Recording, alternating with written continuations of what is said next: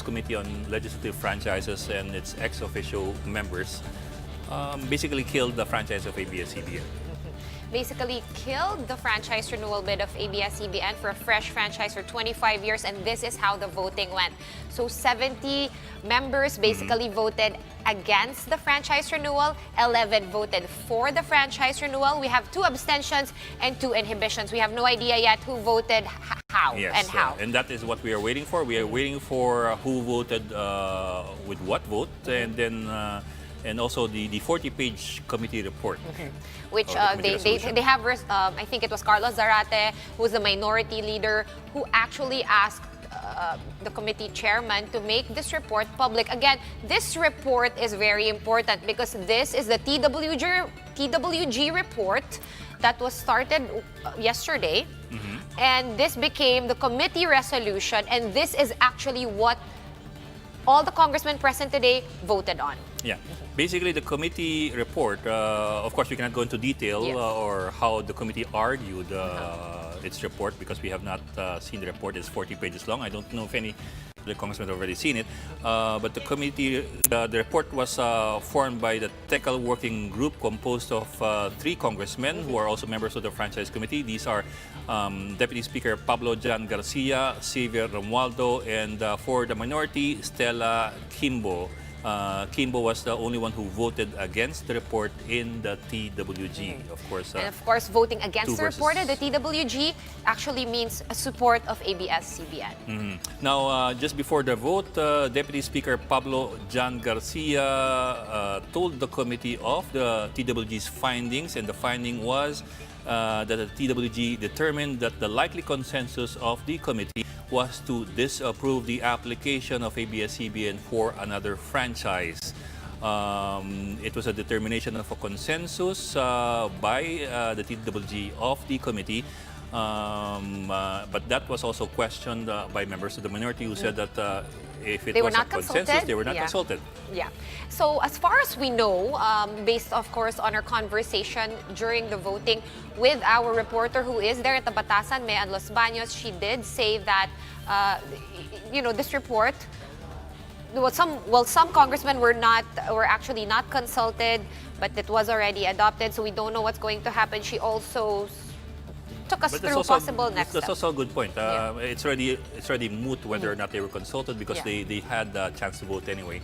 And in the vote, they still lost. But like you were saying, a very important point from our reporter, Mean Los Baños, who was able to dig up some of the House rules. The House rules. Actually, she sent it to me a while ago. I just didn't see it until after we went off. So while you look for that, Ed, basically, Mean was saying that she read the rules this morning because you had that question posed to her yesterday, and it was very unclear. So as far as she could tell, the motion for reconsideration for the appeal would have to be by somebody who voted with the majority, meaning someone who is currently or who voted not to renew the franchise bid of ABS-CBN. Now, this person would have to have a change of heart, make a backflip, go against the flow, and actually file a motion for reconsideration. Here it is. It's Section 40 of the House Rules on Reconsideration. When a measure is adopted or lost, a member of the committee who voted with the majority may move for its reconsideration during the same meeting or on the same or succeeding day. So that's only for today or tomorrow after the meeting, in which case the motion for reconsideration shall be made in writing. Only one motion for reconsideration shall be allowed. So that's it. That's the rule. Quite short and succinct as it is. Right now, let's take a quick pause. Let's go over to the ABS-CBN newsroom where our correspondent Ryan Ang has been, I think, the whole day. Ryan, are you there? How's the mood now? Have people calmed down in the last 20 minutes or so? Working mood na sila, pero bakas mo sa mga mukha nila yung lungkot talaga na sa nangyari nga, nabotohan. Pero tuloy pa rin daw ang newscast nila. Kanina nga, nakita nga natin na kinoconsole pa ng mga reporters, ilang mga staff dito. Habang umiiyak sila, sinasabi nila, lalaban tayo, babangawi tayo.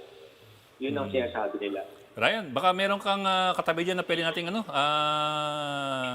tsikahin ng kaunti kung kamusta na. Sino bang nasa paligid mo? Yung mga nasa paligid ko kanina kasi nagtatrabaho na sila pero hanapin ko yung nakausap ko kanina. Mm. Wait lang. Baka pwede magpakwento tayo ng kaunti.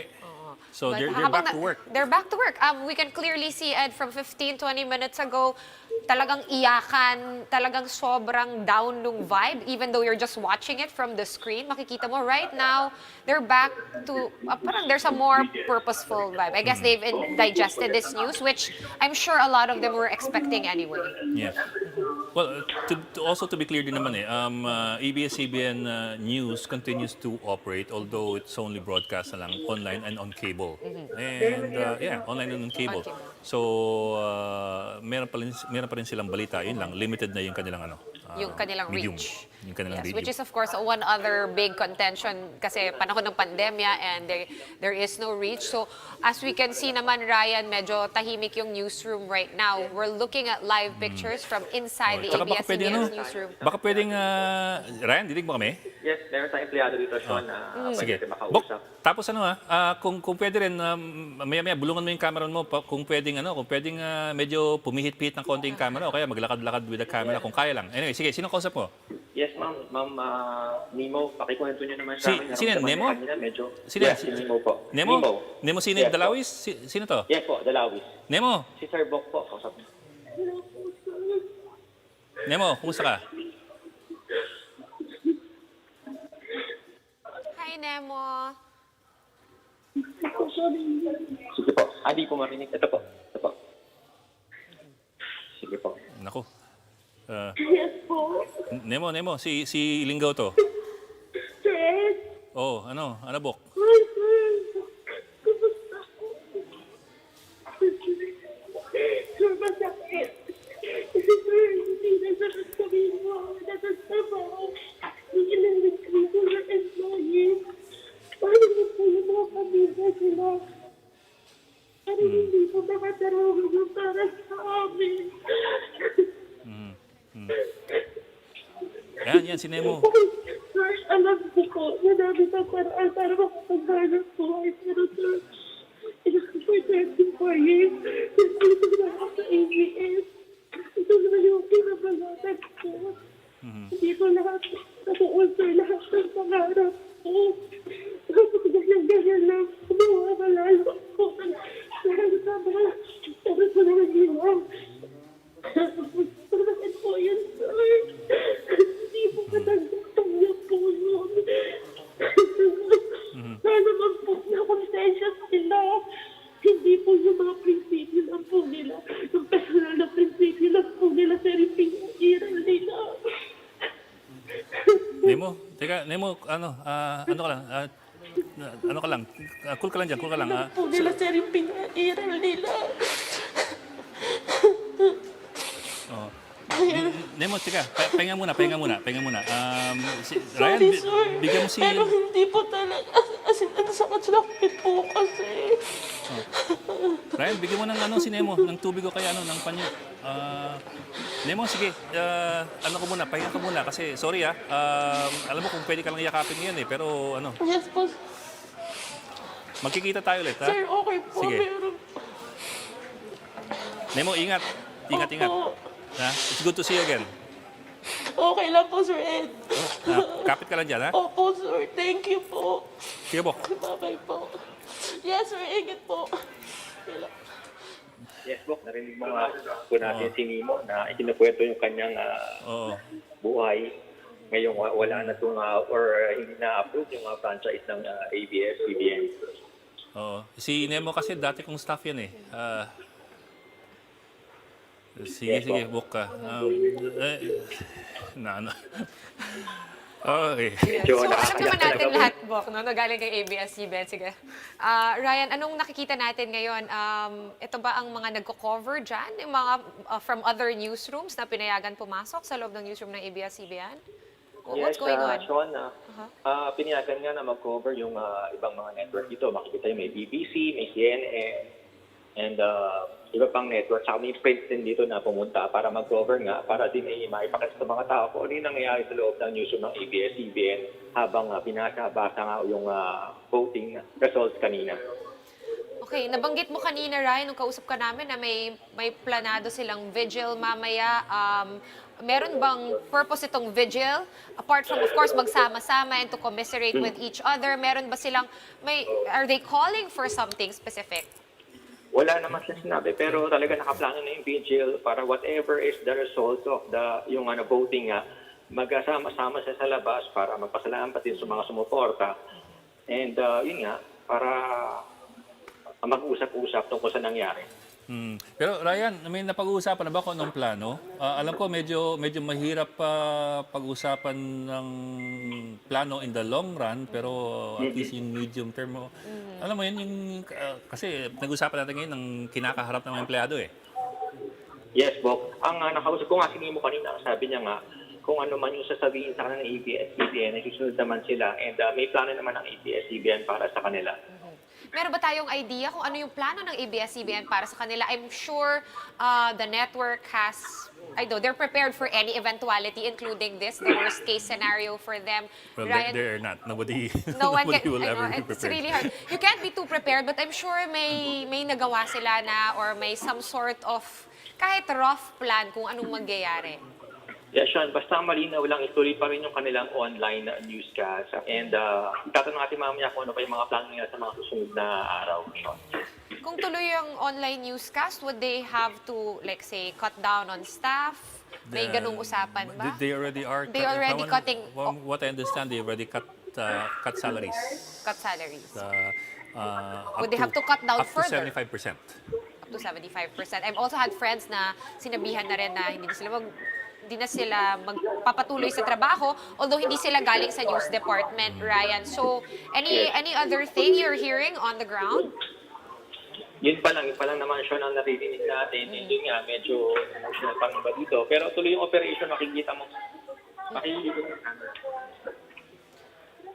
Ayun yung camera. Para makita nila Bok yung equation ngayon sa newsroom. Makikita nyo nga. Dito sa newsroom, back to operation na sila, pero makikita mo, malungkot sila, and medyo maluwa-luwa yung mga mata nila. Pero being a professional, syempre, tuloy pa rin sa kanilang trabaho para makapag-continue sila sa kanilang newscast mamaya. Alright, maraming salamat, Ryan. Sige, I'm Ryan. sure Balitaan ko mamaya ulit. this will not be the last time you hear from you today. Ryan Ang from ABS-CBN's newsroom. Alright, so going back to the events that happened today, ang bilis nung ending, no? Always naman, ang tagal-tagal nung build-up, tapos eto ang ending. Ed, balikan natin. Sige, What happened let's do a review of the vote for the franchise of ABS-CBN and a bit of what happened before they went to a vote. Okay, well, to begin with, of course, the last franchise of ABS-CBN was granted in 1995, yung panahon ni FVR. It was a 25-year franchise that expired on May 4, 2020. Now, typically, Congress gives only 25-year franchises, but the Constitution puts the limit for each franchise at 50 years. So basically, they just give half of that, and then they just Renew it and renew or it. I don't know if you'd call it renewal nga eh. Baka the more technical term for that is give a new franchise or give a new franchise. Kasi nga, Issue a new one. Parang ganon. kasi the Constitution nga says that franchise is only good for 50 years. So if you renew a franchise, you're still talking about an old franchise that's being renewed. So it cannot Pero really hindi go eh. beyond 50 This years. is being given a new franchise. Maybe with the same terms, maybe with a little bit of amendments to the terms. Yeah. No? Maybe a bit of semantics lang Yeah. there, pero kasi that's what legislation is. It's also semantics. It's semantics. Diba? So you're looking at nag-expire nung May 4, 2020 yung prangkisa ng ABS-CBN.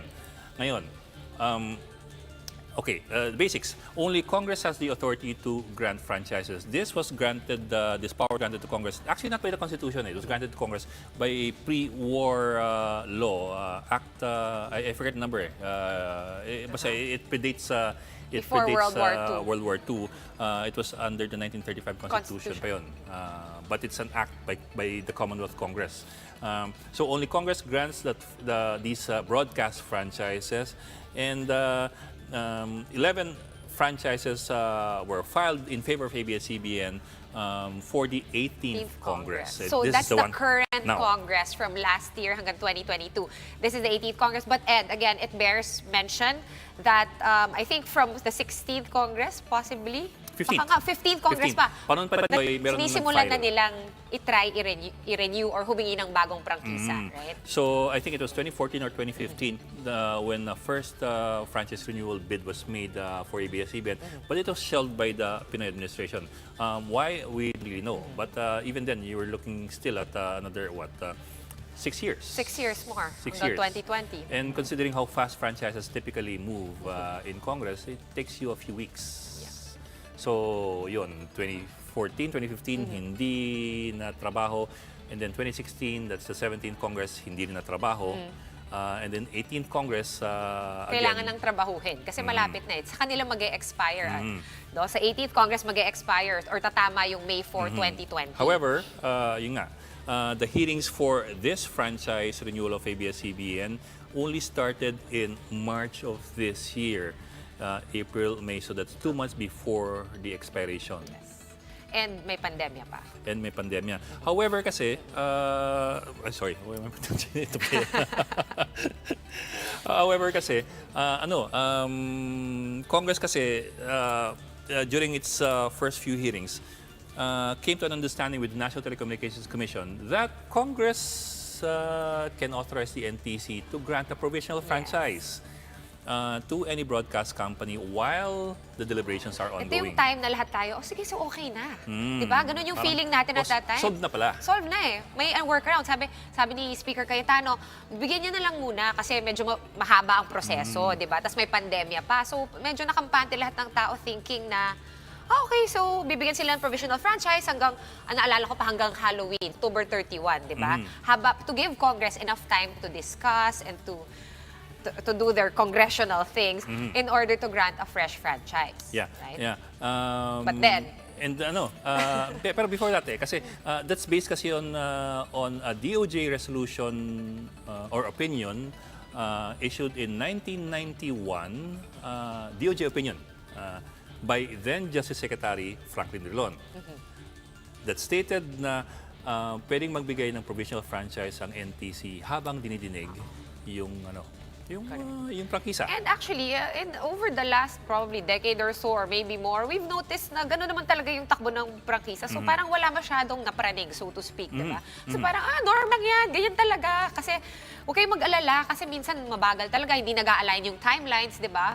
So may mga ganitong workarounds. But And then there was an MOU between, among the KBP, the NTC, and the House Committee on Franchises that reinforces that DOJ opinion na pwedeng bigyan ng provisional franchise. However, in 2001 or in 2003, I forget which particular year, nagrulang Supreme Court, hindi pwede. hindi daw Hindi pwede. pwede ang provisional franchise ng NTC. Only Congress can give a franchise. That was a ruling almost 2 decades ago. Correct.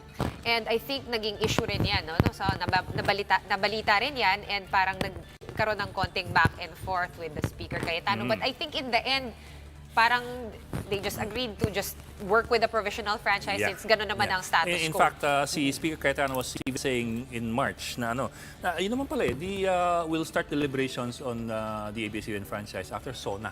Correct. So that's June, 2 months End of after the July. expiration of the ABS-CBN franchise. So, but in the end, nag-expire The yung end. franchise ng May 4. So on May 5, the NTC releases a cease and desist order against ABS-CBN. So that same night, ABS-CBN stopped free television broadcasts. Yes, Again, free TV meaning ito yung broadcasts. Channel 2 mismo sa ABS-CBN And yung talaga DZMM, DZMM sa Istrenta. Sa Istrenta. Sa AM, sa AM radio. Again, we're talking about free television Correct. here. Kasi yun na naman yung covered ng franchise. Hindi covered dito yung ABS-CBN News Channel, Sky Cable, and yung online platforms ng ABS-CBN. Okay. So ang dami nating concerns today, ano? Okay. Now, in the last 12 hearings, ito yung mga pinag-uusapan. Among other things, sige, baka may nalimutan ako. Sige, Boko. Okay. So, syempre, ito yung mga issues natin. One, biased reporting. Second, citizenship Ang issue. sama kasi ng loob ng Kongreso na may partisan leanings daw yung ABS-CBN at lalong na-amplify ito kahapon nung summation. Kasi sinasabi ni Deputy Speaker Mike Defensor na in the end, yung bias reporting is in the service of the oligarchy.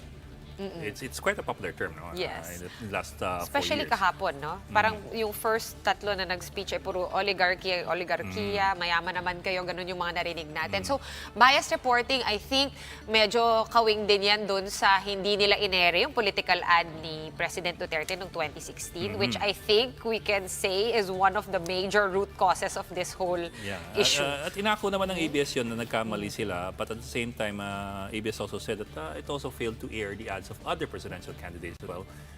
Pero yun lang, si Pangulong Duterte nanalo. Siya yung presidente. So that's one.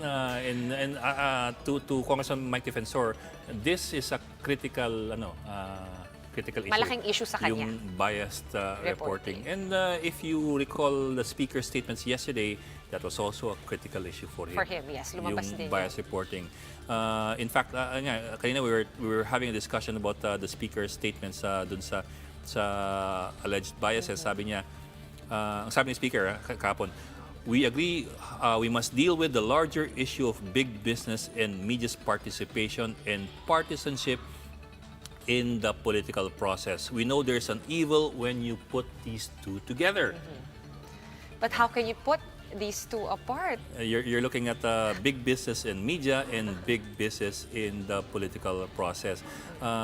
We've talked briefly about yung big business in media, and we've talked about the capital expenses related to Kaya usually media. nag-end up, big business ang may-ari ng media dahil napakalaki also- ng pondo na kailangan to start But up it's a also media interesting when empire. they talk about big business in the political process and in politics. Kasi They're all intertwined talaga eh. How do we even begin to... well, how to regulate it? Yeah. Ito rin there's actually a law preventing business from interfering in politics. You have the Corporation Code. Section 36 of the Corporation Code bans corporations from making donations to political parties and to political activities. It's a ban against corporations. It is not a ban against owners of corporations. Yes. So So that is there's a why- loophole there. Yeah, that is why you have corporations that cannot donate, but you have businessmen Yeah. who donate and donate big. Yes. We don't have a cap on donations. I'll give you another example. A PCIJ report in 2016 on 2016 elections. In the presidential elections, all the presidential candidates, all in all, they spent 2.4 billion in their campaign. That's a huge amount. That's the 2.4 reported amount, billion. yeah. Oh, that's That's the the reported that's the legal amount. amount. Yeah. Okay, 2.4 billion in the presidential campaign. Lahat na yun. Of the 2.4 billion, only 105 people were responsible for forking out 80% of that, or 2 billion. So 2 billion came from 105 people. Out of 55 We can assume million they're voters. businessmen because where would they get all that? Well, you can be a cash? businessman, you can be a drug lord. Ibang usapan yan, di ba? But you're right. So, All 2 that- billion, that's 8 out of every 10 pesos donated, spent in the 2016 2016 presidential elections. came from 105 people out of 55 million voters. Yeah, well, again, this begs the question, why not close that loophole off, di ba? But We have a mahabang particular, ibang usapan yan. ano kasi, na in the Philippines, we have a cap on spending, but we don't have a cap on donations. In other countries, like for example in the US, you have a cap on donations. And you don't spending. You don't have a cap, Cap on on spending. On donations. Magkabaliktad. Kasi it makes more sense eh. Pag kinap-off mo yung donation, di yun lang yung magagastos mo talaga, di ba? Hindi the other way but around. The spending limits are also unrealistic. 10 pesos, 15 pesos per voter. I mean, come on, in-adjust nyo ba yan for inflation? Hindi. So it results sometimes in a problem where you have captive politicians. They're captured by people who donate big in their campaign kitty because you don't have a cap on donations. You can donate as much as you want, and some people even But you can only spend so much, di ba? So do the math. But again, Like for example, I'll just give you one more example. You have some officials on the record who donated more than what was in their salen. so paano nagyari yun, di ba? and bakit hindi sila hinabol ng BIR. Sorry, BIR, pero ganun bubulong talaga. sa'yo mamaya kung sino. Sige. Mamaya na yan. But again, Bok, meron Kaya, din nandun pala mga... tayo sa una. Oo, nandito pa rin tayo. Pero meron ding mga iba na nagsabi, no? Ibang lawmakers na nagsabi, well, kami rin naman, biktima kami ng bias reporting, di ba? Pero, I mean, hindi naman tayo yung body na dapat mag-regulate Well, ng that's content. another question altogether. Diba? Who regulates or who decides what is bias and what is not? What is impartial and what is not? Is it government? Is it Congress? Exactly. I mean, I don't know what the answer to that question So, is because yun. parang lahat naman ng tao may inherent Which is biases. why, curiously, there's one franchise bill in Congress for ABS-CBN's franchise renewal that included the provision banning Bias bias reporting. Diba? To be determined by, I don't know who, diba? buti We lang don't know. inatras. Oo. Pero yun nga lang, inatras din yung franchise bill.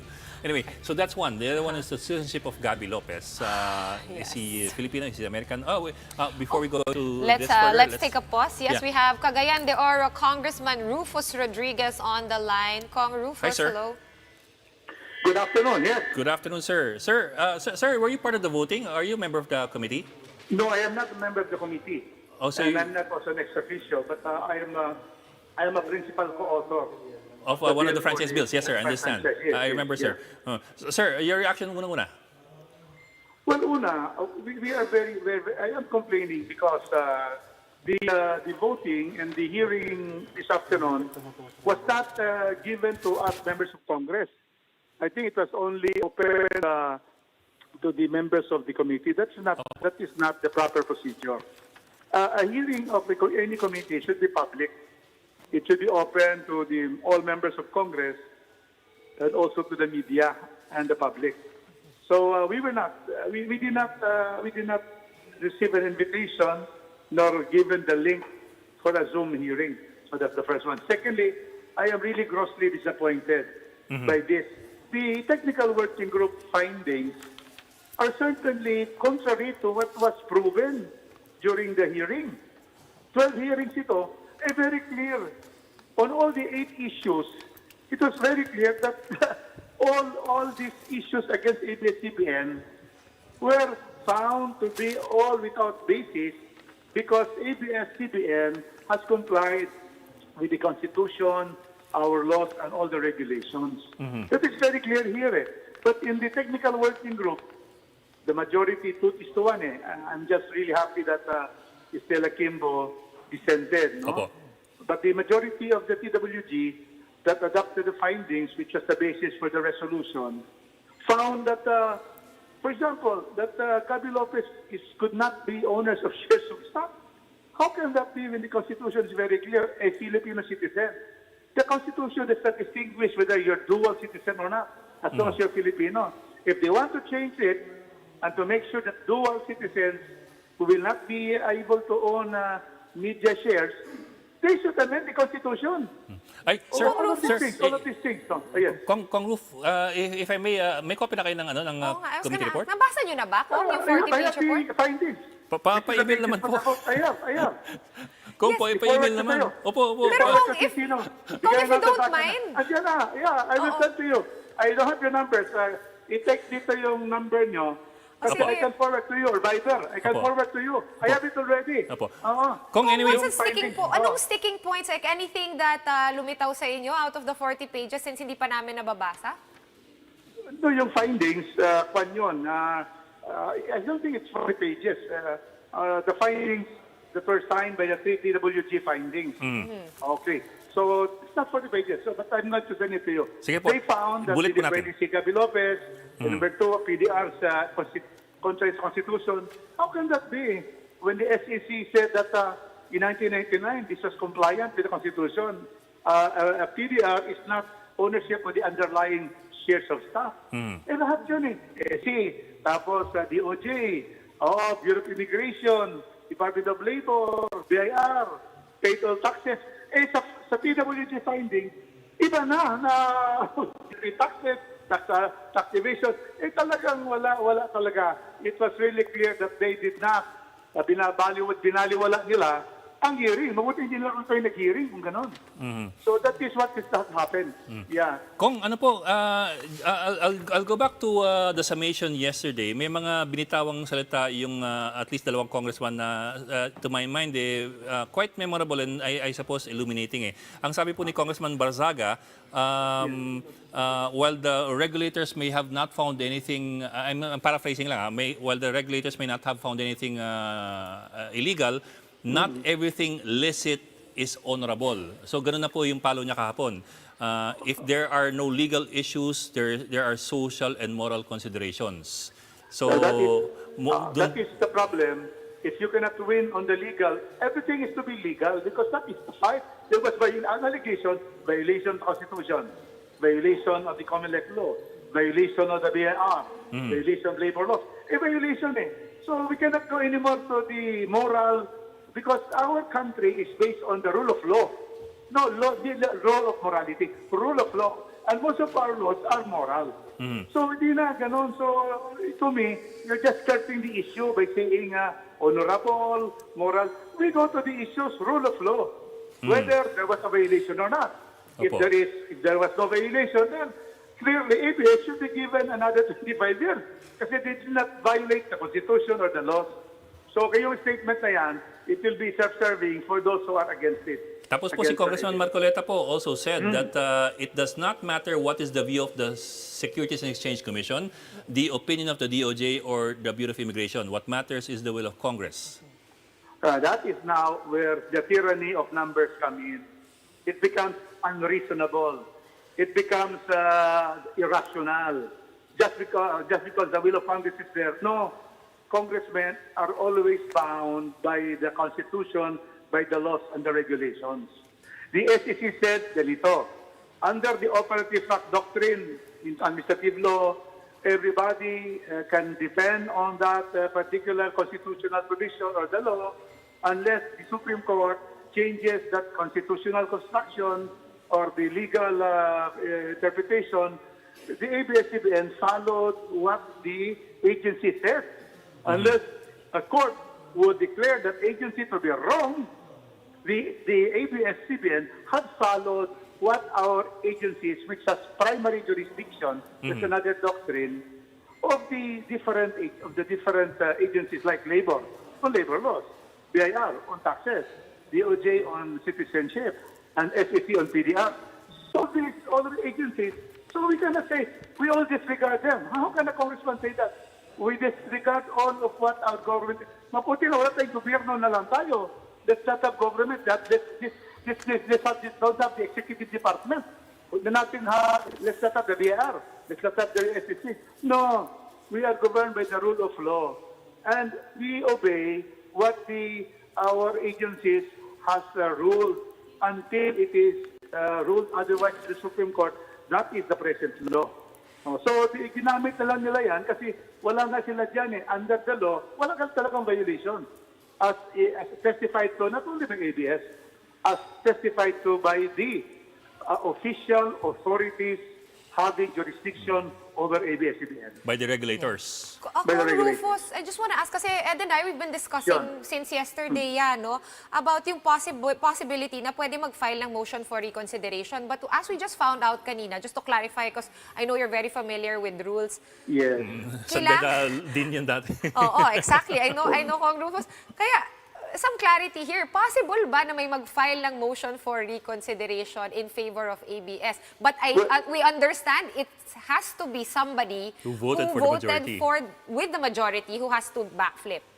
That's correct. Yeah. Under Rule 9, Section 40 of our rules of the House of Representatives, there can be a motion for reconsideration filed by one of those who voted with the majority, in this case, 70 majority, one of the 70, and who will file the motion during the same hearing or the same day or the next day. So yan ang exact provision. So kung mayroong mag-file na ng MR by one of the 70, that is perfectly regular. And he can file it within today or with tomorrow up to 5 o'clock the next day. Kung So, yeah, curious lang po that's ako, the rule. bakit po medyo, point of view ng layman ba't parang elenginin naman yun na yung mag-aapela yung kasama doon sa mayorya? Kasi talo na kasi. Kung talo ka na, talo ka na. Pero parang medyo ano lang yun. Hindi siya, Kasi natalo Sorry, ka na. layman lang, layman. hindi siya intuitive. Talo ka na. So wala, you obey the majority. Kaya lang, if the majority, one of them says na, mag-iiba ako ng boto. So because I would question the resolution where I voted, they're given that opportunity. So that's our rule. Ganun talaga yan. Okay, In pero- all legislature, yun yan. Otherwise, walang katapusan. Kung ang matalo, mag-motion pa. Correct. Okay. So yung manalo pwede mag-motion. hindi matatapos. Having said that, Kong, mukha bang meron isa doon sa Oh, 70 na does it magpa-file ng look likely? MR? I really hope mayroon. So that tutuloy tayo sa hearing. Kasi kung mayroon magpa-file, i-set for calendar yan. At saka kami, mga congressmen, can also participate even if we're not members. Ay, sorry. Congressman, paulit po. How Paulit does it po. go? How does Even it go? if you're not members, Pag may mag-file po, how Yeah. does it go? During the hearing of the MR, we can come in and participate also. All 300 Because members? Everybody can participate in all hearings except the vote, especially authors. Except to Oh. vote. Ang author can always participate. We can discuss, we can move, but we cannot vote. Oo. Kasi author kayo, sir. So yun Author ako yun. eh. Oo. Author. So that's why I'm always invited. And in fact, it's a Oo, practice correct. that in all hearings, anybody can attend, even if Correct. hindi ka member. Maski hindi ka author, hindi ka member, pwede ka mag-attend. That's the right of a congressman. But kaya lang, in yun an ang appeal, 35. you still cannot vote. It's We cannot vote, still the yeah. same So you- still the Oo. same people voting. Only the members, regular members, and the ex-officio members only. Yes. Pero sir, ganun din yun. You're looking at 70 people who voted. What's the likelihood that even half of that would change their minds? No, there might be a little less likelihood, but the point is, there will be a discussion of the findings, and those in the know can continue to be able to debate and even ask, even non-members, to vote that the findings of the CWG were clearly erroneous, not based on the facts and the law as presented in the hearing. Pero likely So, ba to it will happen, continue. Kong? Is this likely to happen? Or, for example, it does not happen. Would you file a new bill in favor of ABS-CBN's franchise renewal bid? Ay, wala na. Wala It's na? useless na to file a new one. Because wala eh. Nakita na natin na ito nga, very clear, nag-hearing Saka na nga. yung numbers, tungkol ito. Oo, nag-hearing na. Eh, ganun pa rin ang resulta. So, to file at this point, probably on the next Congress, hoping that we might be able to go there and file in the next administration, the next Congress. Sir, So that's 2 years from basically- now. But not this time. This was nag-decide na ang majority eh. So bale, Kong Rufus, ang hinantay na lang natin is kung meron nga mag-file ng MR within the day or tomorrow 5 p.m. Yes, we are praying. That's it. We're praying for a soul to reconsider his or her yes vote and be able to file an MR before 5 o'clock tomorrow afternoon. Dapat pala yung one of the supporters of ABS should have voted. Kunwari, ano? What am I talking about? Pwede, di ba? I mean, Mahirap din yun. Mahirap. din yun. So mahirap, Kong Rufus, mahirap. So, Yeah, at this time, mahirap talaga. Unless nga, somebody will, will change his vote and vote for file a motion for reconsideration. That's the only time we can reopen it. Okay. right, loud and clear, Kong Rufus. Maraming salamat sa po. oras. Thank you for joining us po. John. Thank you, John and Ed. Pleasure. Thank you. All right, we also have Buhay Party List Representative Lito Atienza on the line. Good afternoon, sir. Good afternoon, Kong Lito.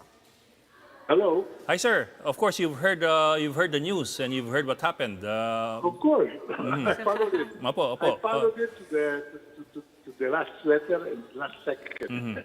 Well, you already have Yes, been sir. saying that this is really not going to happen, and I guess your crystal ball proved right, Kong Lito.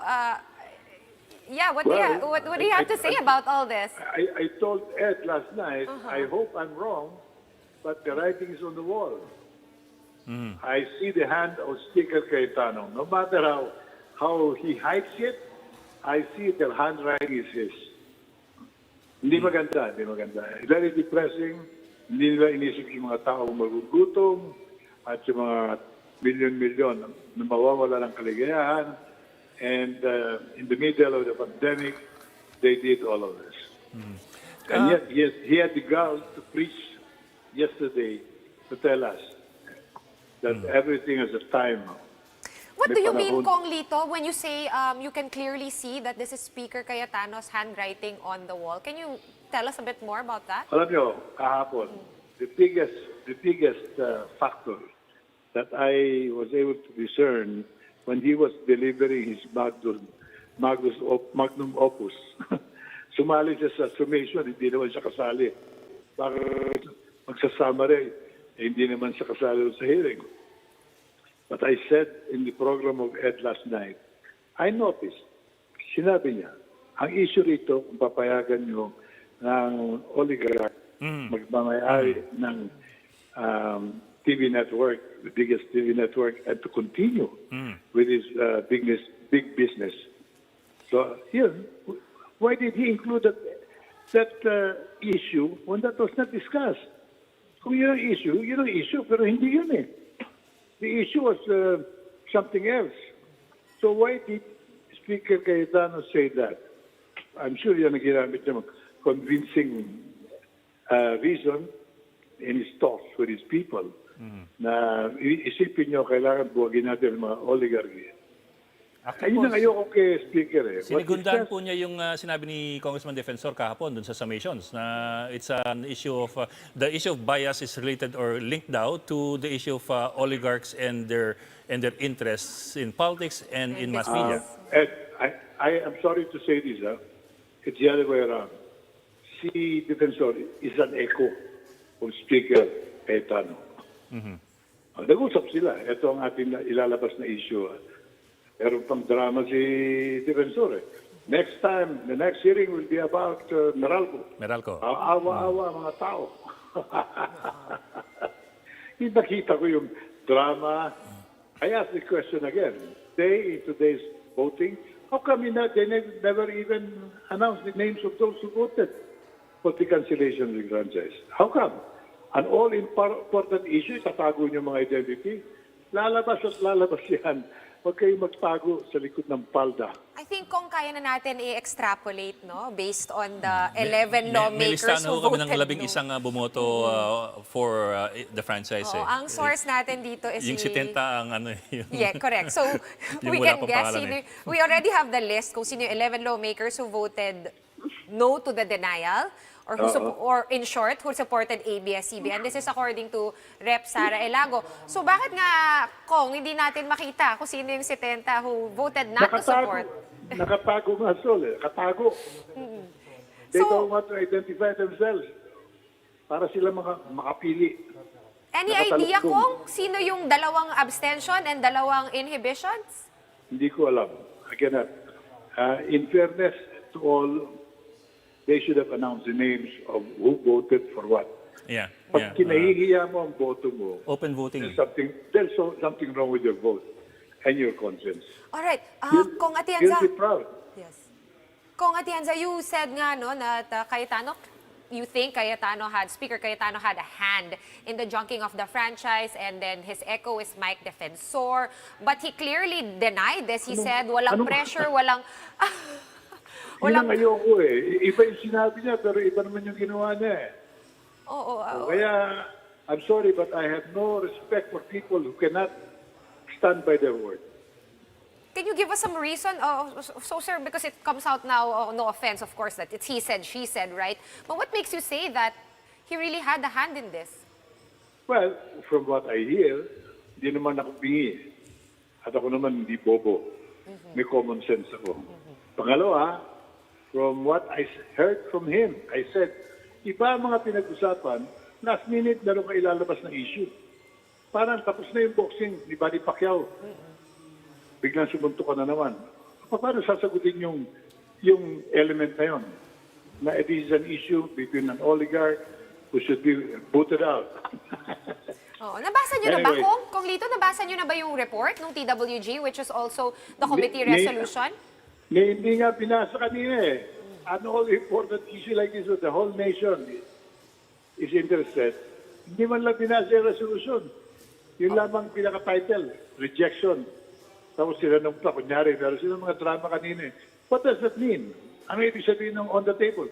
Sabi nung secretary, for all purposes, the resolution is killed. Nabasa Ano niyo na pa po nga? ba yung report personally, Kong Hindi Lito? nga eh, wala pang kopya. Kaya ba nabasa na niya? Dapat Iniintay pa namin, Kong. Iniintay pa namin from Kong Rufus, nakausap namin kanina, kakabasa lang din daw niya, nakuha na raw niya yung 40-page report. Kumuha na lang yung Kong Rufus, pero nag-uusap ka na yung Kong Rufus. Alam namin to eh.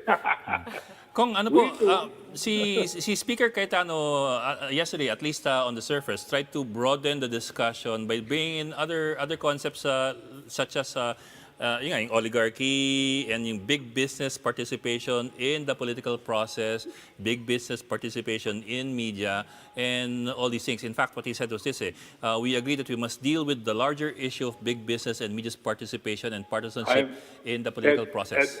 I don't want to hear the words of Speaker Cayetano. Doesn't mean anything to me because I do not believe him. But I'm willing to debate with him in any place. Plaza Miranda, if possible. I'd like to debate with him on this issue. Is it justified to cut the franchise and to deny it or not? I'm really posing this challenge to him. Magdebate kami, whenever he wants. But I would suggest Plaza Miranda, President Magsaysay puts him. If you can defend your decision in Plaza Miranda, then you are correct. But if you cannot, then you're wrong.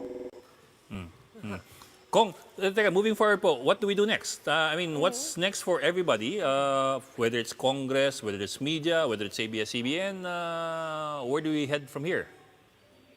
As far as Congress is concerned, that's final. As far as the people are concerned, I don't know. People are angry. I don't know how they will react eventually when it dawns on them that their favorite programs will no longer be on TV. At saka yung mawawalan ng trabaho, dapat bigyan ng trabaho ng Speaker Cayetano yan. Kong Lito, bakit si Speaker Cayetano? I mean, technically, of course, ex-officio member siya ng Legislative Committee, but it seems like, based on what you're telling me, na parang siya talaga yung arkitekto nito. Do you really believe that? So, from the very start, let's start from way back. When we first reminded him about the pending franchise, did he take it up? No. He allowed the pandemic. Malas naman, tumasok ang pandemic. Eto, nagkaroon kami ng mga sessions via Zoom. Hindi naman session yun eh. Alam mo, kung ganyan din lang ang session ng Kongreso, magbakasyon na muna kami until things normalize. Because maraming batas ang may papasa pa in a very, very bad manner and walang benefit of a total debate and participation of all members of Congress. Kaya, But it would tuloy-tuloy yung seem, kanyang Kong Lito, it would seem that he did Breva. capitulate. Talagang hindi niya interesado. Hindi siya interesado. Pero siyang drama nung about a couple of months ago, bibigyan ko ng temporary. Drama yun because after having said that, his voice went on the floor and started shooting it down. Well, because marami mga kontra, then I am withdrawing.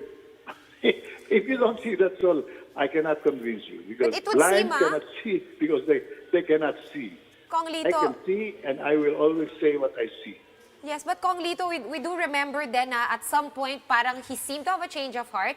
He said kinausap niya yung NTC to give the provisional franchise. Maybe it was public pressure or I don't know what it was. Yeah. Hindi ka wag hinahamon ko ng debate. Oo. Speaker Cayetano. So you can think of what you want to think.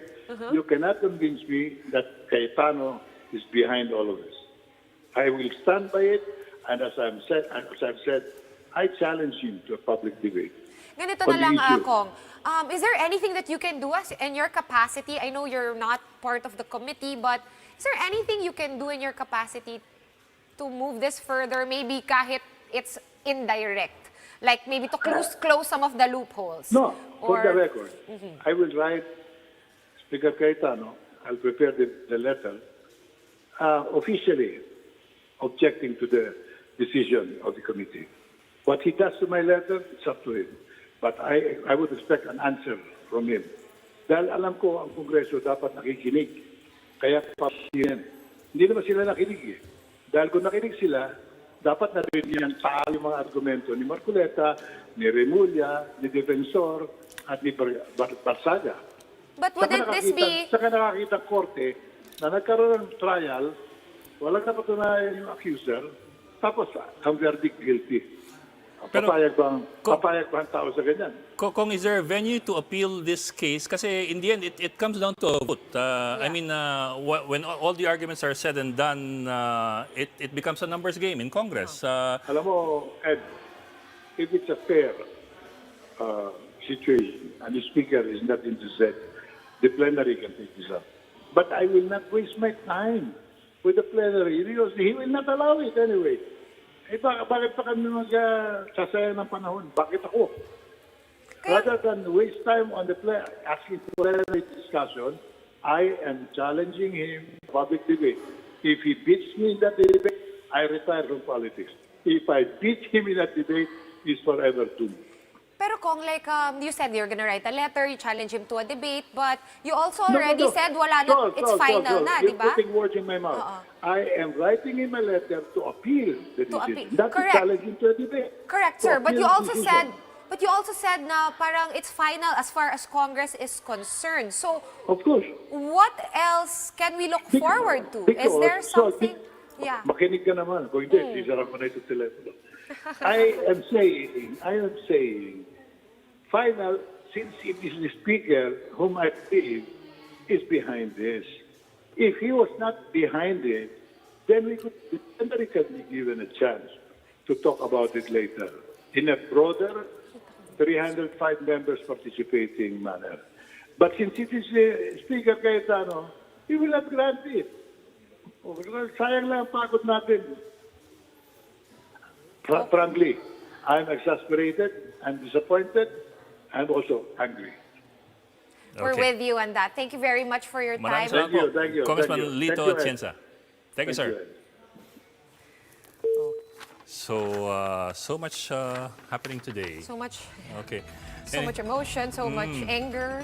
Anyway, Resentment. let's continue with our discussion kanina. We talked about We citizenship. paused right here on Gabi. Ang galawan niyan. Kala ko sa'yo lang na Touchscreen yan nag-o-obey eh. itong... Ayan, so we paused on the citizenship issue of Gabi Lopez. Yeah, Specifically just Gabi Lopez. Yeah. The question being, is he also a the question being, is he a Filipino or an American, or is he both? Ang sinabi ng panig nila ng ABS-CBN, he's both. Ang sabi ng panig ng against ABS-CBN, you cannot be an American citizen and be an officer of ABS-CBN.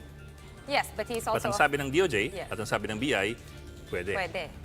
Right? Kasi parang medyo, I think, hindi ganun ka-clear, crystal clear sa Well, wording, di ba? Because it has not also been updated to reflect realities na maraming dual citizens as of maybe the last 50, 60 years. Then you had questions on tax payments. Did these include the payments over the years of income taxes, as well as yung payments of taxes for the issuance of PDRs, yung Philippine Depositary Receipts? And as far as I can recall, ang sabi ng BIR, walang major issue on taxes yung ABS-CBN. They're a consistent payer of taxes and they had no problems with that. Dun sa PDR, the major issue here had to do with the issuance of PDRs to foreigners. To foreigners. Ang ini-insist ng Congress is that it's not allowed by the Constitution. Ang sinabi ng SEC, there's no problem there. There's no problem, yes. And the SEC said walang problema, malinis. But they also cleared ABS on this issue the same way the BIR cleared ABS on the tax payments issue. And the frequency issue, this has been dealt with in previous hearings as well. Yung sinabi ng NTC na may sabit yung ABS-CBN dun sa pagsingil ng pay-per-view. But yung multa is 200 pesos. Yes. And hindi yung pagsasara Hindi or yung hindi shutdown. pagbibigay ng It was a ng 200 franchise. peso fine according to the NTC. That was, I think, in the hearing nung March. Yes. One of the first hearings pa yan. Yeah. These among other things, pero ito yung mga major kumbaga.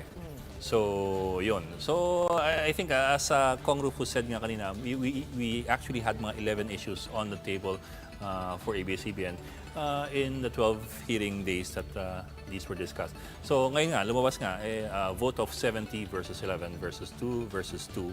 And, syempre, ang 70 yung namayagpag. Ngayon, moving forward, again, we look at the numbers. Yung members ng House Committee on Franchises, that's composed of 46 people. Members, yeah. These are the ones who are primarily tasked with deciding whether or not a franchise should be granted to ABS-CBN. Of course, it is headed by Franz Alvarez, Chicoy Alvarez of Palawan's Yes, first district. Yeah. So you have 46 of them. And maliban sa kanila, you have 46 then voting members who are ex-officio members. These are mga house leaders, kumbaga. People from Speaker Cayetano to all the deputy speakers. Basically, it's Speaker Cayetano, Majority Floor Leader, Minority Floor Leader, and all their deputies. That's 46 it. of them. Yes. 46. Ganun In karami ang totality. This Congress, yes, sobrang dami. And explain Actually, yan ni Speaker Cayetano before. Over the years, dumadami yung mga opisyal ng Congress. Ng leadership, no? Yun nga, with 46 leaders of Congress and 302 congressmen, basically, 1 out of every 6 congressmen is an official of Congress. Basically.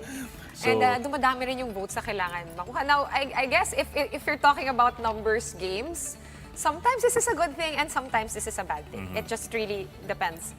Ang on sabi the ni specifics. Kong Rufus, it was a tyranny of Of numbers. So, yun. But still, the thing is that still, that's how it is. It is what it is. Okay, moving forward. Ito, majority rules. 46 committee members, 46 ex-officio members. Oops, sorry. It's a touchscreen. Yeah. All right.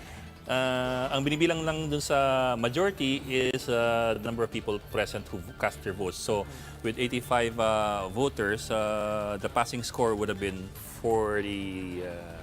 ano yun? 42.5. Yeah, or 43, 43. kumbaga. And then That's a only majority na. 9 members needed for a quorum clearly. We exceeded that today. So, yun. These were the scenarios we were looking at yesterday, scenario 1. Let's go to the scenario that we have now.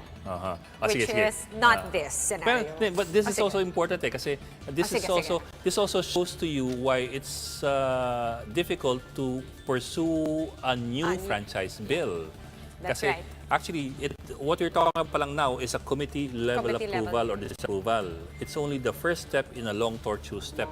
So yeah, scenario 1 is if the franchise was approved by the Committee on Franchises, It would go iaakit to pa lang plenary. yan. It would go to plenary. Sa plenary, pagbobotohan niya ng 300 congressman, 300 plus congressmen. So, from there, plenary for second reading and separate day, third reading. After which, iaakit pa lang yan. Senado. Ganun din ang proseso.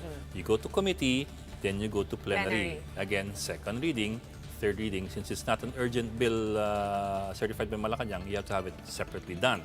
Now, then you go to BICAM and then you toss it to the President for signature. Yeah. Which also is another magic question on its own. And will also take a month sometimes. Assuming that it's Yes. signed and not vetoed. Yes. Because So- as everybody knows, in the past 4 years, the President has railed against ABS-CBN and threatened that it will not be getting a franchise. So as Kong Rufus told us, mukhang malabo na nga for this Congress and he thinks the best recourse is to wait until 2022 and the But next that's Congress. 2 years away. Yes. Remember, the next Congress will be sworn in, will take office on June 30, 2022. Yes. It's a long time. That's 2 whole years, almost. 355 days from now. 600 something. Sorry, yeah, 700 plus days from that's Sorry, a lot sorry. of days for 11,000 people and their families to be hanging in I the was bank. looking at 1 year lang, 2 years nga pala. 2 years minus 10 days. Minus 10 days. Yeah. Kasi July 10 na today. July 10 today. Ang galing na natin mag-math today. Okay, that was scenario 1. This is scenario 2. Franchise rejected by the committee as what happened now. Yeah, this is our reality right now, the reality of ABS-CBN. Subject to appeal. This was a question mark for us yesterday. Now we have clarity from both Kong Rufus and from Menlos Baños na hindi pwedeng umapela ang mga natalo. Ang pwede lang umapela yung mga nanalo. Yeah.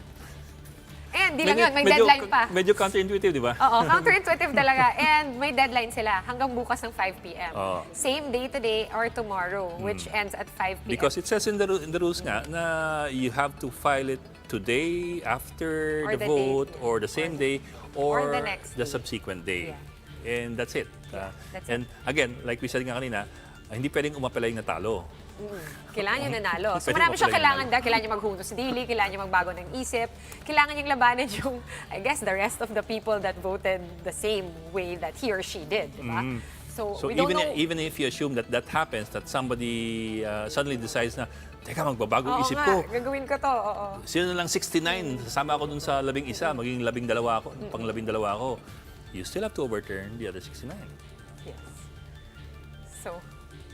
So medyo malabonix yun. Malabonix. But again, Malabonix, not sorry. a lot of Medyo wait. We'll malabo find yun. out. Malabonix. We'll find out by tomorrow, 5 p.m., whether or not someone will. I Yeah, mean, but even then, would you hold your breath? no, I would Even not. if somebody does file, would you hold your breath? Hindi. Diba? That would be not a very smart idea, I think. So the question of appeal is a bit Questionable. for all intents and purposes, it's already moot and academic na rin. Parang yung scenario 1. Correct. Goodbye Philippines But ka na rin in again- both cases eh. Correct. Goodbye Philippines. Diba? So the appeal process, medyo malabo nix yan. Okay? So then you raise this other question. Should ABS or should another congressman file another bill? And sabi ni Kong Rufus, Wala nang time. malabonix din yun. Malabo. So, ang sinabi nga niya, sabi ko hindi. So, ang only chance talaga is kung may magbago nga ng isip by tomorrow, which is malabo din. Pero right now, since Mas malabo yun eh. malabo, pareho silang malabo. So, I guess, we wait until 2022? Well, let's see. What do we do? Let's see. We I wait and suppose- see. We don't know what Congress will do. But for now, what is clear is that ABS-CBN will have to continue doing what it's doing, which is to just air online and on cable TV with the lack of a franchise. So it's stuck in that situation. Now, if you do recall, the officers of ABS-CBN earlier said that they were losing around 30 million pesos a month, if I remember correctly. parang di a month, parang a week or A day, sorry, a day. It was a day. It was a Yeah. day. Per day, 30 million a day. They were So bleeding by 30 definitely million a day. that we will expect some belt tightening, and that just screams to me loss of jobs. No, the belt tightening has been happening already for For the around last couple around of a month. months, yeah. What I understand from some of my friends there was that a lot of salaries were cut to 25%. 25%. So 25% na lang yung nakukuha nila. Not cut by, No, cut not to. not by, cut to. Cut to. 25%. So, yun ang interesting doon.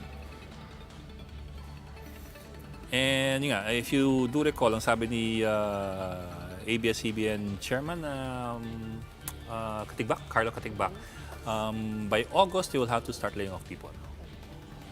And so that's 20 days, 21 days from now.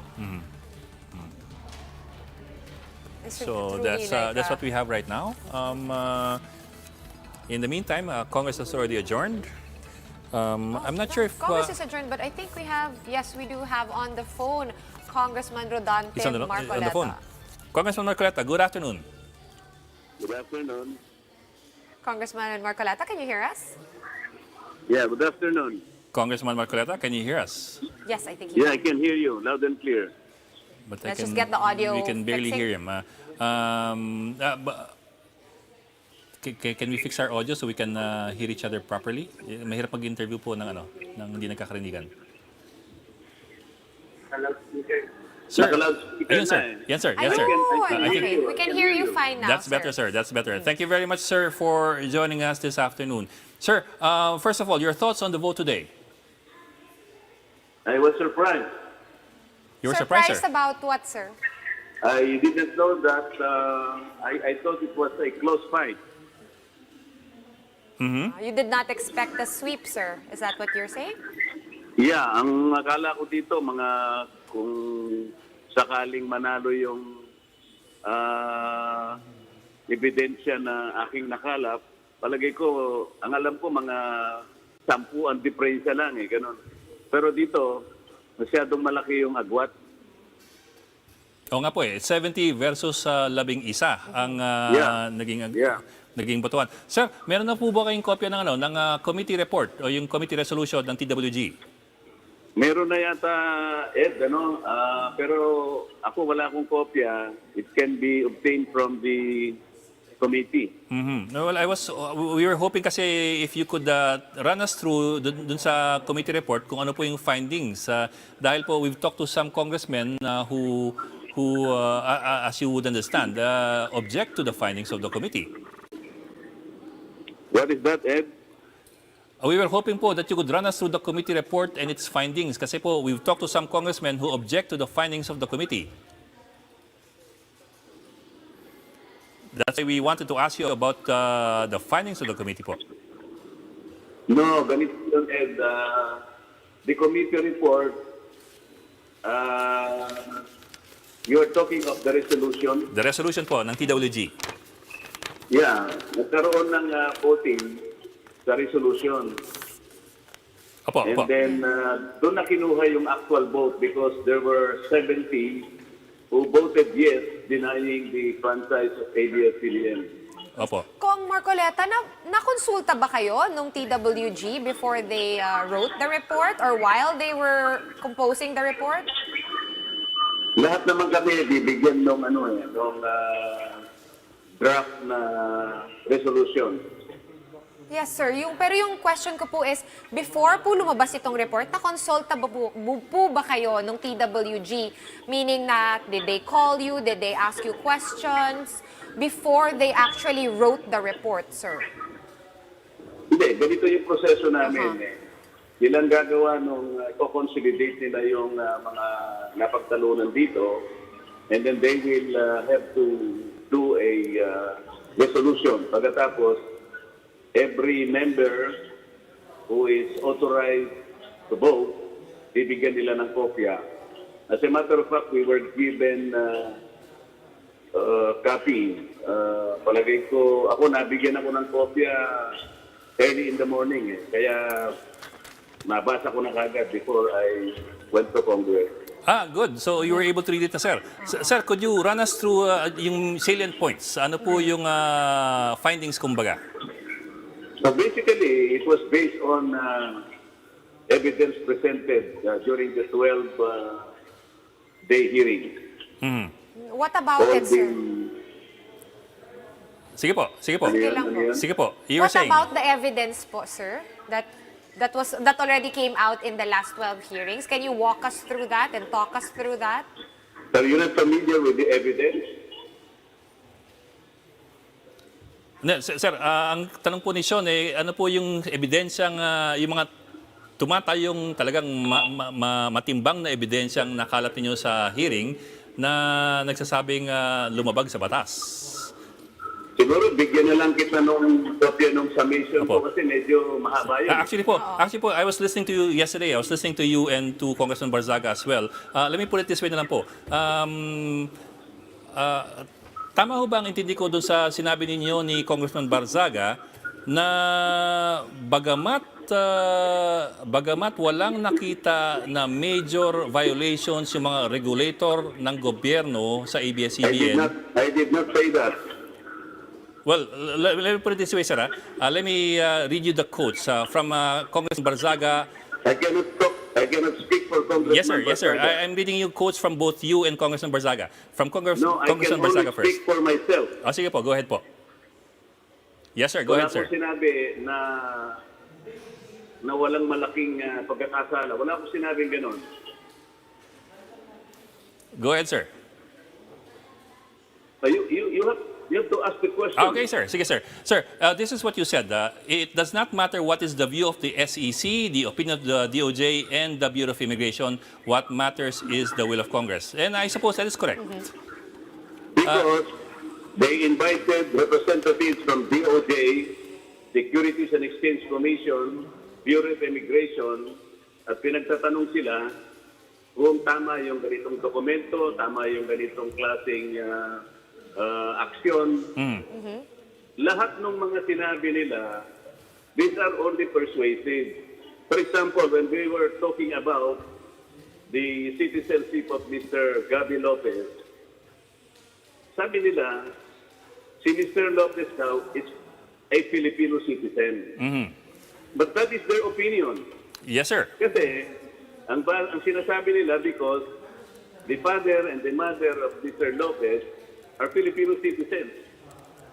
Pero, ang hindi nila sinabi ay dapat munang pinatunayan ni Mr. Lopez that his parents were still Filipino citizens at the time of his birth. Kasi, yung principle of jus sanguinis will only apply kapag napatunayan mo at the time of your birth, Yes, sir. Filipino ang tatay mo. Lalo na Yes, yung sir. tatay mo because ang mag-a-apply dyan is the 1935 Constitution. Yes, sir. But sir, shouldn't it be the other way around? Shouldn't the accuser be the one to prove irregularity and not the accused to prove regularity? Because as far as the accused is concerned, the regulators have already seen regularity. Precisely. He was unable to prove that. No, sir. I think you misheard me. My question is, shouldn't the accuser be the one to prove irregularity, not the accused to Sino prove yung accused? regularity? Sino yung accused? In this case, sir, I understand that you're implying that based on No. based on Sino your yung presumptions. accused? No, You sir. are My question has to do with Gabi Lopez. Whether you call him Hindi. accused or not, it doesn't really matter. You're speculating. Sabi mo, No, sir. I am not it's a speculating. fact na yung accused ang dapat mag-prove. Sino yung accused? That is not a speculation, sir. Yeah. That is not a speculation. Clearly, my Sino question yung to you. accused? Kasi you are using... Are you debating with me or are you asking me questions? Sir, I'm asking you a question. Sino nga yung accused? Because you made mention of the word accused. It's an I was idiomatic telling, expression. sir, if you do recall, I was talking to you from the point of view of somebody Yes, who is but you being. were mentioning the word accused. Kaya tinanong Okay, kita, sir. sino yung nirefer mong If accused? it makes you feel better, I will withdraw the word accused. If it makes you feel Okay. better, We'll rephrase okay. that. If you want to rephrase, then I will Rephrase rephrase the it. question. Yes, sir. Yes, sir. Okay, gladly. But my question still boils down to this. You're saying that Mr. Lopez was not able to prove his citizenship because of possibly hindi Pilipino ang kanyang magulang. But should it be Mr. Lopez to prove that, or should it be the people who are saying na baka hindi Pilipino ang kanyang magulang who should prove it? Kasi nga, yung kanyang present na evidence ay hindi nagpapatunay na noong siya'y napanganak, ay Pilipino pa yung mga magulang niya. Yes, That is sir. very material. And then yes, sir. Hindi kasi dapat na binigay niya ay yung mga birth certificate ng magulang. Yes, Dapat, sir. nung mapanganak siya mismo in 1952, he has to prove na nung panahon na yon, Pilipino pa yung magulang niya because chances are they could have been naturalized already as American. Sir, you used the phrase chances are. Hello? Yes, sir. Yes, You sir. used the phrase chances are. Precisely, kasi nga hindi niya pinrove eh. Tingnan mo, But that does kung not. ni-report nila yung kanyang pagkapanganak sa Amerika, he could have obtained the birth certificate of Filipino birth certificate at the time. Now I ask you, why did the parents fail to report the fact of his birth in America in 1952? That is the law.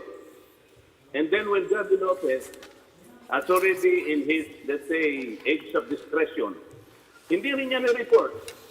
So ang sabi ko, in all likelihood, baka hindi na sila Pilipino doon. Sir, Kasi katungkulan nila na i-report yung fact ng kanyang pagkakasilang to the nearest embassy and consulate. He was born in Boston, Massachusetts. Yes, The sir. nearest embassy is New York. Yes, sir. Sir, I will have to repeat you some of the phrases that you used. You said chances are and in all likelihood. In that case, the speculation does not seem to be coming from me. Alam mo, I raised that question, sir. Sir, I raised that question kasi my question, my original question has to do. Do not politicize the word. Kasi ang DOJ, they can only at best formulate an opinion. The opinion that the DOJ will volunteer to us is only tentative. That's persuasive, but it is not binding and conclusive to the Congress. And I understand that, That sir. is the law. That is also correct. That is also correct. And I think that's a point that is well made. In the end, it is Congress that will be casting its vote. Precisely. That is why I said, at the end of the day, kinuha lang namin ang opinion nila, but still, alam mo, yung pagka-Pilipino niya, hindi problema yun eh. Yung pagiging Amerikano niya, if you heard me, is the problem. Okay, sir, malinaw. Loud and clear on it's not yung pagka-Pilipino niya, it's the pagiging Amerikano niya. Maraming salamat. Kasi nga, he had difficulty, let me clarify that, he had difficulty presenting documents that he is Filipino, simply because they failed to produce the correct document. Sabi nga nung nag-evaluate, there was a handwritten notation on the application which I showed during the time of my summation. Hindi man lang tinignan ng BID yun. Sabi ng BID note, the mother was unable to produce proofs of citizenship at the time of the birth of Gabby Lopez. It was a hand-carried on handwritten notation. That was very material. All right, sir. Thank you very much for your time, Congressman Rodante Marcoleta. Thank you. Thank you. In all likelihood, In all likelihood, we have run out of time. and I'm Ed Lingao. I'm Sean Yao, and we are One News.